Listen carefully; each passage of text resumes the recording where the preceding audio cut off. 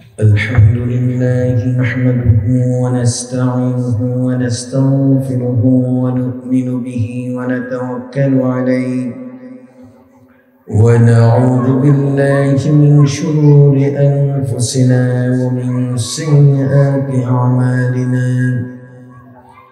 من يهده الله فلا مضل له ومن يضلله فلا هادي له، ونشهد أن لا إله إلا الله وحده لا شريك له الذي أرسله بالحق بشيرا ونذيرا وداعيا إلى الله بإذنه وسراجا وقمرا منيرا.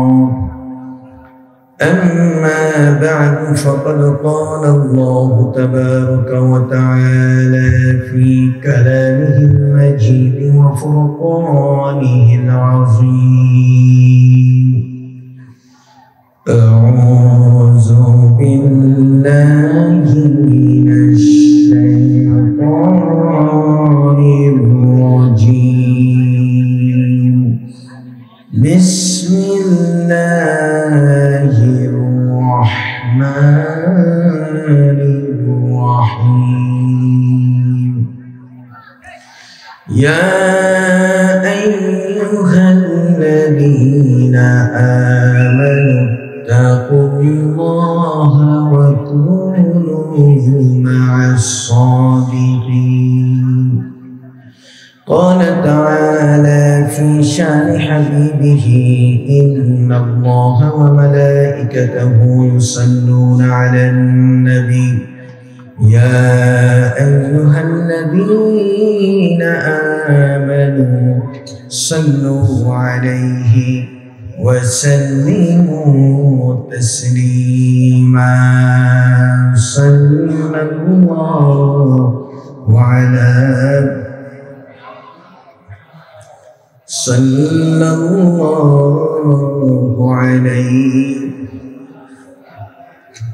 صلى الله على محمد صلى الله عليه.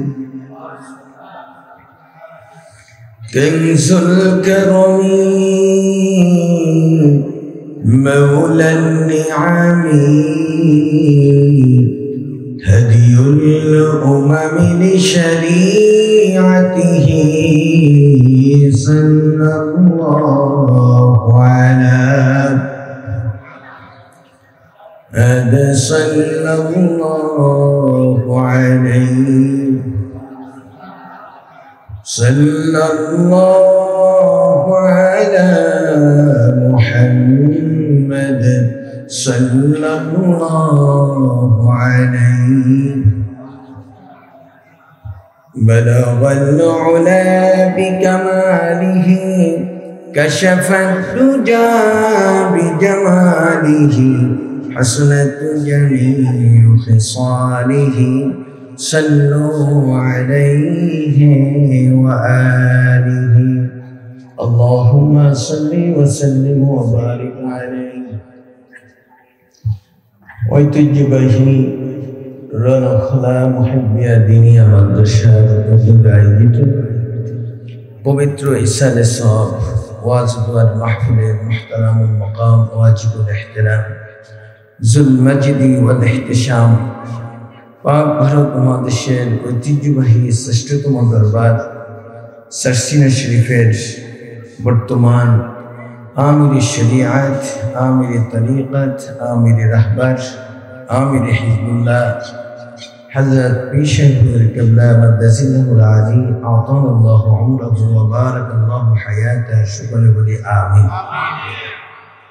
আজকের মাহফিলে উপস্থিত হযরত পীর হুজুর क़िबलाর সফর সঙ্গী উলামায়ে কেরাম, বাংলাদেশ জমিয়তে হিজবুল্লাহ কুমিল্লা জেলা, বিশেষ করে চান্দিনা উপজেলার জমিয়ত হিজবুল্লাহ, যুব হিজবুল্লাহ, আইমা হিজবুল্লাহ, ছাত্র হিজবুল্লাহ সর্বস্তরের নেতৃবৃন্দ, দরবারের মুতাআল্লিকিন মুহিব্বিন, দিনদার ইমানদার ভাইরা, আল্লাহ রাব্বুল আলামিনের দরবারে আমরা শুকরিয়া আদায় করছি।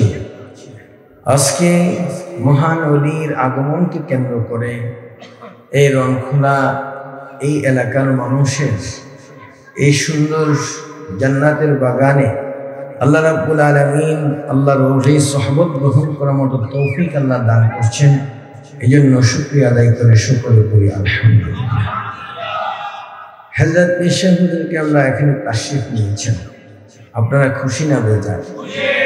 সকলের মুখে আসলো নাকি খুশি না বেজার? কে কে খুশি একটু হাত দেখায় দেখান।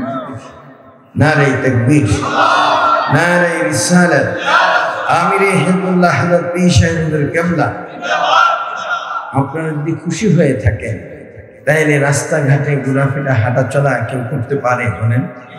হুজুর নির্দেশ দিয়েছেন এখানে আলোচনা হবে, আর আপনারা বাহিরে ঘুরেন, মসজিদে বসে আছে একজন, ওই রাস্তায় বসে আছে, ওই কোনায় বসে আছে, ওই কোনায় বসে আছে, সকলে একটু সামনে আগায় বসে, এলোমেলো খারাপ দেখায়, চিত্রটা সুন্দর লাগতেছে না। আপনারা তো জ্ঞানী মানুষ, শিক্ষিত মানুষ, এলাকার মানুষ, আপনাদের সকলেই ভদ্র। হযরত পীর সাহেব হুজুর কেবলা আসছেন, আদব হলো সবচেয়ে বড় জিনিস। আমি কিছু করতে পারি আর না পারি, আমার যেন বেয়াদবি না হয়, এটার দিকে আমাকে খেয়াল রাখতে হবে। যারা দাঁড়ানো আছেন ভাইরা, এখানে দাঁড়িয়ে কেউ কথা বলবেন না, একটু মাহফিল প্যান্ডেলে চলে আসুন। যারা দাঁড়ানো আছেন ভলান্টিয়ার ভাইরা, সকলকে বসার ব্যবস্থা করে দেন। পিছনে বসা থাকালে কি আদব? পিছনে সামনে আসেন, সকলের সামনের দিকে চলে আসুন, সামনের দিকে আসেন, সকলের সামনে আসেন। রাস্তাঘাটে কেউ দাঁড়িয়ে না থেকে সকলকে অনুরোধ করছি, দোকানপাটে রাস্তাঘাটে কেউ ঘোরাফেরা না করে আপনারা প্যান্ডেলে চলে আসুন, প্যান্ডেলে চলে আসুন। দিনের মাহফিল, আপনারা তো জোহরের আগে আসার দরকার ছিল। আয়েশা হযরত পীর সাহেব হুজুর কেবলা আসবেন, এই প্রতীক্ষায় আমরা থাকবো। সারসিনা দরবার এমন একটি জায়গা, যেই জায়গার আউলিয়া কেরাম বুজুর্গানে দিন তাদের ইতিহাস আপনাদের জানা আছে। সারসিনা শরীফ আপনারা গিয়েছেন, দেখেছেন। মুজাদ্দিদে জামান কুতুবুল আলম শাহ সুফি নিসামউদ্দিন আহমদ রহমাতুল্লাহ আলাইহি, কুতুবুল আলম শাহ আবু জাফর সালেহ রহমাতুল্লাহ আলাইহি, তাদের জীবন আপনারা খুঁজে দেখবেন কত বড় আল্লাহর ওলি ছিলেন। আমাদের মুর্শিদ, আমাদের প্রাণপ্রিয় আমির হিজবুল্লাহ বাহরে শরিয়ত মরহুম হযরত পীর সাহেব হুজুর কেবলা কত বড় দরজার ওলি ছিলেন, কি বলেন ঠিক কিনা? আজকে তাদের চেহারার দিকে তাকানোর সাথে সাথে একজন মানুষ পরিবর্তন হয়ে যেত। চোর গুলি, ডাকাত গুলি, সন্ত্রাস গুলি, মদখোর গুলি, গুনাহগার গুলি ভালো মানুষে পরিণত হয়ে যেত। আজকে কেউ বলা লাগতো না। আপনি একটু চিন্তা, হাজারো ওয়াজ আমরা শুনি, হাজারো ওয়াজ শোনার পরে আপনার দেখা যায় কান দিয়ে শুনে এদিক দিয়ে বের হয়ে যায়, কিন্তু আল্লাহর ওলিদের সংক্ষিপ্ত একটু নসিহাত, একটু ওয়াজ হৃদয়ের মধ্যে গেঁথে এক একজন মানুষ আল্লাহর ওলি হয়ে যাচ্ছে। কথা বলেন ঠিক না বেঠি? তো আমরা কি আল্লাহর ওলি হতে চাই না? সকলে বলেন না কেন, চাই কি না? না আমরা দুনিয়াতে চিরজীবন থাকবো? কেউ থাকতে পারবেন? আমাদের পূর্বে যারা ছিল তারা কি দুনিয়াতে আছে? তাইলে এখন বলেন তো দেখি, আপনি দুনিয়াতে চলে যেতে হবে, যদি চলে যেতেই হয়, এই যে আমাদের হাতের ডান পাশে কবরস্থান, না কবরস্থান এখানে না, এত সুন্দর একটু চিন্তা করে দেখেন। আপনি এই জায়গায় আপনার বাবা ঘুমিয়ে আছে, অথবা আপনার ভাই ঘুমিয়ে আছে, আপনার চাচা ঘুমিয়ে আছে, আপনার মা ঘুমিয়ে আছে। আজ পর্যন্ত যারা এখানে ঘুমন্ত আসে তাদের কোনো খবর কি আপনি পেয়েছেন? সকলের মুখে আসে নাই, পেয়েছেন? তাই আমরাও যখন চলে যাব আমাদের খবর কি কেউ নিতে পারবে? পারবে না।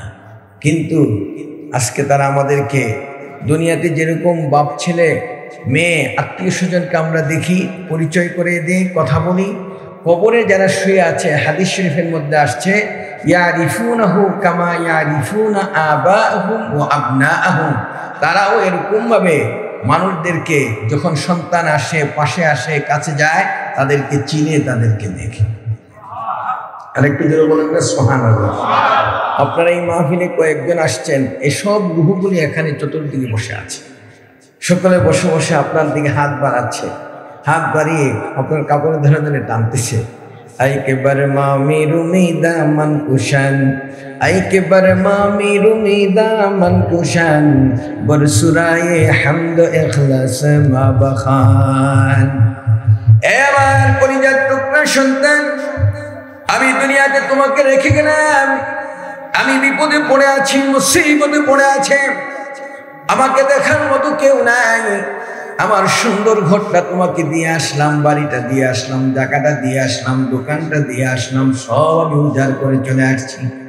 আমার জীবনে সাদা 3টা কাপড় ছাড়া আর আমার কোনো কিছু আমি নিয়ে আসি নাই, সব তোমাকে দিয়েছি। আমি বিপদে পড়া চোখের পানি ছেড়ে ছেড়ে আপনার কাপড়টা ধরে ধরে টানে আর বলে, আমার জন্য একটু দোয়া করো। সূরা ফাতিহা পড়ে, সূরা ইখলাস পড়ে, দুরূদ শরীফ পড়ে আমার জন্য একটু দোয়া করে যাও। আল্লাহ নবী ১,৫০০ বছর আগে ঘোষণা দিয়ে দিলেন, দুনিয়াতে যখন মানুষ বিদায় হয়ে চলে যায়, পৃথিবীর সমস্ত সম্পর্ক তার কাছ থেকে বিচ্ছিন্ন হয়ে যায়। আপনজনের সাথে কথা বলতে পারে না, ভাইয়ের সাথে কথা বলতে পারে না, বন্ধু বান্ধবের সাথে কথা বলতে পারে না, আত্মীয় স্বজনের সাথে কোনো সম্পর্ক থাকে না। সব জায়গার নেট কালেকশন বন্ধ, সব জায়গার সম্পর্ক বন্ধ হয়ে যায়। একটা জায়গার সম্পর্ক মৃত্যু পর্যন্ত না, কিয়ামত পর্যন্ত আল্লাহ জারি রেখেছে। এখন বলবেন হুজুর কোন সম্পর্কটা, কোন জিনিসটা কিয়ামত পর্যন্ত চলবে? আল্লাহর হাবিব ১,৫০০ বছর আগে বললেন, মাল মাইয়িতু ফিল কবরি ইল্লা কাল গরীকিল মুতাগাওয়াস। এই পৃথিবী থেকে যখন আমি আর আপনি বিদায় হয়ে চলে যাব, ওই কবরের মানুষগুলি তারা ইতিহাসটুকু, তাদের অবস্থাটা আল্লাহর হাবিব তুলে ধরলেন। কেমন অবস্থা?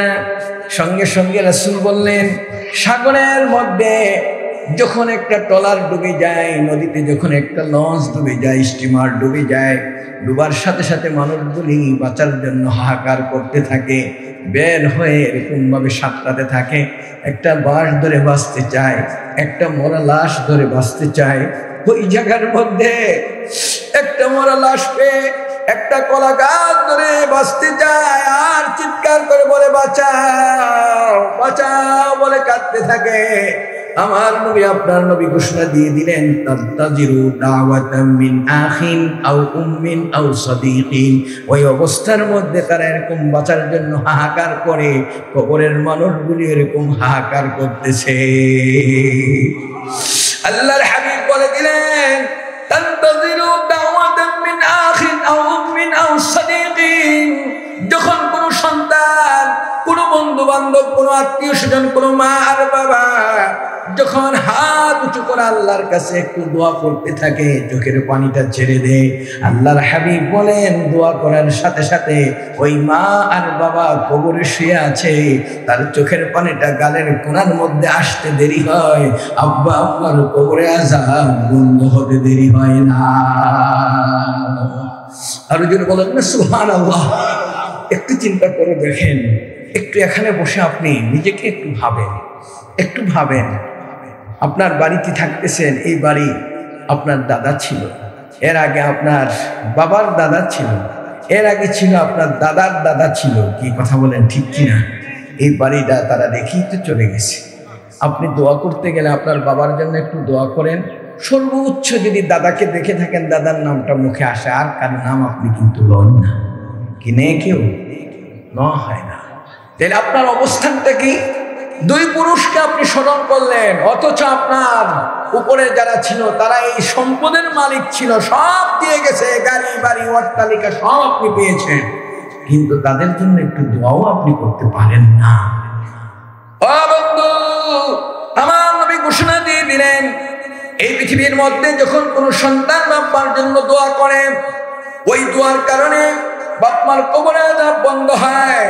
প্রতিবেলা খুব বারবার রাসূল বলেন, সন্তানের চোখের পানির কারণে বাপমার কবরের মধ্যে শুয়ে আছে, আল্লাহ তাকে নেককার বানায়া দে, ওলি বানায়া দে। জোরে বলেন না সুবহানাল্লাহ।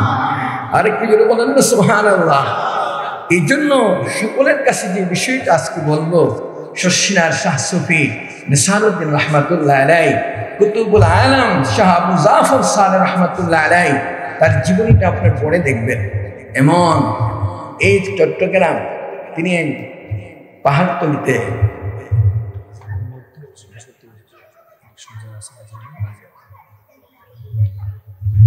পাহাড়তলি খানকা আছে সুন্দরের একটা, এটার পাশে একটা কবরস্থান আছে। হুজুর গেছেন সেখানে, যাওয়ার পরে হাঁটতেছে, হাঁটা অবস্থায় দাঁড়াই গেলেন। আবার থমকে দাঁড়ালেন, আবার একটু পরে দাঁড়ায় এরকম কান্না শুরু করলেন। পাশে যারা ছিল সকলে হুজুরের দিকে তাকিয়ে আছে। হুজুর প্রথমে দাঁড়ালেন, এরপর দ্বিতীয়বার দাঁড়ালেন, তৃতীয়বার দাঁড়ায় দোয়া করলেন, প্রথমেই তো দোয়া করতে পারতেন। কি বলেন, কথা ঠিক না? তখন হুজুর চোখের পানি ছেড়ে দিয়ে বলতেছি, দেখো আমি যখন এই কবরের পাড় দিয়ে হেঁটে যাচ্ছি, এই মুর্দারগুলি সব এসে আমার সাথে দেখা করেছে, আমি তাদের সকলকে দেখলাম। আমি আরেকটু সামনে গেছি, তারা আবার আমার হাত ধরে আছে, আমি আবার হাতটা কোনো রকমে শুনলাম, ছেড়ে দিয়ে আমি উপরে চলে যাব, হাত ধরে আমাকে বলতেছে, হুজুর আমরা বিপদে পড়ে আছি, মুসিবতে পড়ে আছি, আপনি একটু দোয়া না করে যাবেন না? বলেন না সুবহানাল্লাহ, একটু দোয়া করে যান, আপনি একটু দোয়া করে যান। আল্লাহর ওলি ওই মুহূর্তটার মধ্যে হাত উঁচু করে কান্না শুরু করে দিলেন। আমার বন্ধুদেরকে বলি, ওই অবস্থায় দোয়া করে যখন তিনি আল্লাহর কাছে কাঁদতেছেন, কান্নার পরে চলে গেলেন, সঙ্গে সঙ্গে অবস্থার মধ্যে মুর্দারগুলি আবার তাদের জায়গায় চলে গেল। হুজুর বলতেছেন, আমি তাদের জন্য দোয়া করে এই রুমে আসলাম। এই হলো সাসিনা দরবার। এই ঘটনা আপনার রংপুরে ঘটেছে, খাগড়াছড়িতে ঘটেছে, এই ঘটনা আপনার কি জানি লালমনিরহাট ঘটেছে। গুরু বলেন না সুবহানাল্লাহ। তাইলে বলেন তো দেখি, সেই দরবারের আজকে আমাদের বর্তমান হযরত পীর সাহেব হুজুর কেবলা আসছেন, তারা তো নিজেরা 3 পীরের দোয়ার ফসল হলো এই বর্তমান হুজুর। কি বলেন, কথা ঠিক না বেঠিক? সব কিছুর সব দোয়া তিনি পেয়েছে। আজকে এই জন্য আমরা যারা এখানে বসে আছি, আমাদেরকে মনে করতে হবে যে শশিনার শাহ সুফি নেসারউদ্দিন রহমাতুল্লাহ আলাইহি এখানে হাজির, শাহ সুফি আবু দামার সারে হাজির, শাহ সুফি আমাদের প্রান্তীয় মুর্শিদ শাহ মুহিবুল্লাহ রহমাতুল্লাহ আলাইহি এখানে উপস্থিত হয়েছে। কি বলেন, ঠিক না বেঠিক? আরো যারা বলেন ঠিক কিনা? আমার যুবকদেরকে বলবো, আমার বাবাজিদেরকে বলবো, ও বাবাজিরা, হেদায়েতের নিয়তে আমি এখানে এসেছি। হেদায়েত যদি আল্লাহ নসিবে থাকে, আমি হেদায়েত হয়ে যাব। আল্লাহর ওলিদের কাজ হলো একটু নিদর্শন, একটু চিন্তা করা, তারা আমাদেরকে লাইন দেখানো। কিন্তু হেদায়েতের মালিক কার হাতে? আর একটু জুড়ে বলেন না, কার হাতে? পৃথিবীর কেউ কাউকে হেদায়েত করতে পারে? আসতে বললেন কেন? পারে। ইন্নাকা লান তাহদি মান আহবাবতা ওয়ালাকিন্নাল্লাহা ইয়াহদি মান ইয়াশা। নবী গো, আপনি যাকে ভালোবাসেন তাকে আপনি হেদায়েত করতে পারবেন না। আমি আল্লাহ যাকে হেদায়েত করি, আমি আল্লাহ যাকে ভালোবাসি, তাকে আপনি হেদায়েত করতে পারবেন।